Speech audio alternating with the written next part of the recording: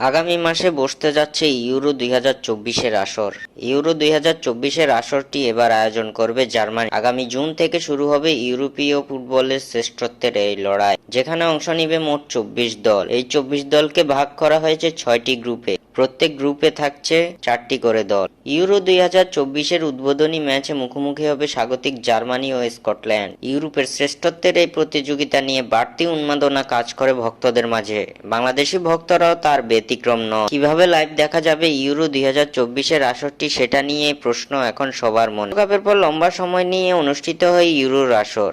ইউএফার আয়োজনে euro টুর্নামেন্টটি subcontinent অঞ্চল থেকে কিভাবে লাইভ দেখা যাবে সেটা সম্পর্কে জানিয়েছে ইউএফা প্রকাশ করেছে ইউরোর ব্রডকাস্টারদের তালিকা।